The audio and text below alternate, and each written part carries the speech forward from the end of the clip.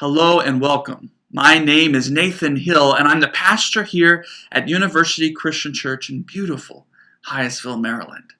Thanks for taking a moment to join with me as I plug our upcoming Lenten series, The Awakening of Hope, based off a book of the same name, The Awakening of Hope by Jonathan Wilson-Hartgrove. It's a great book, great conversation starter, and the general thrust of it is that it offers this thoughtful critique of Christianity, especially here in North America, that in our recent history, we've been almost exclusively focused on right thinking, on right beliefs, on understanding who Jesus is and who God is and how to read the scriptures and how to be saved. And that's what Christianity is all about, just getting everything right up in your head.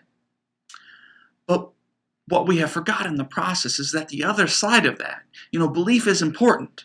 The other side of that is how we live our faith day to day in our world, how we make a difference in our daily lives, in our communities, in our homes, in our workplaces, how we live out that faith and change and transform the world in participation with God's amazing love. That's the real challenge of what it means to be a Christian these days in North America. And it's kind of an ongoing experiment for a lot of churches and a lot of Christians. It's not always easy to figure it out, how to be a faithful person in a changing and strange and different and fast-paced world. And so this book that we're going to be reading offers some questions and some places for us to begin to figure it out, to answer our own questions, to make sense of it all, and to begin living out our faith in bold and courageous and loving ways. I'm grateful to be here at this church, University Christian Church, because it's an amazing bunch of people. And each week, it's a different sort of practical experiment in living out our faith. Just last week, for instance, we welcomed 30 homeless men, women, and children to our little church building. We opened up our Sunday school classrooms and our office spaces and our sanctuary, even as construction was going on here, to make room for them so that they had a warm and safe place to eat, that they had a home-cooked meal for dinner, that they had a nice breakfast to get them started on their day, that they could take a brown bag lunch with them so they could have something in the middle of the day when their stomach got weak and empty.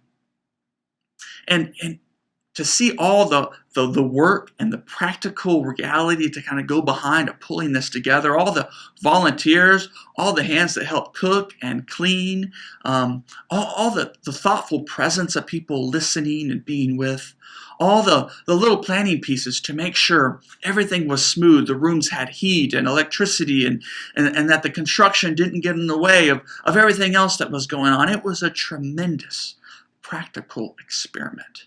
And somehow we found a way to be gracious and loving in the midst of it and extend the hospitality that we as a church experience at God's table. Extend that hospitality to these, our guests, this past week. It was an amazing thing, and it wasn't easy. And likewise, as we live our faith and as we do this series together, we're going to learn that it's not easy to be a Christian with all the chaos and all the temptations and struggles and all the possibilities that are out in the world and all the diversity of people and traditions and cultures and faiths. It's not easy to be welcoming and gracious. But we'll learn and we'll explore these. And we'll think about God and maybe come to find out some little steps that we can take to continue along this path of growth and transformation with God and become salt and light in a world that needs compassion and grace and love extended on a daily basis. So I hope you join us for this conversation, and I hope you find the book something that really challenges you, but helps you also explore your faith in a new light and discover those new ways that you can follow Jesus in your workplace, in your home, in your community, wherever God calls. So check out our website for more information and stay tuned for other updates. I can't wait to begin this conversation with you. See you soon.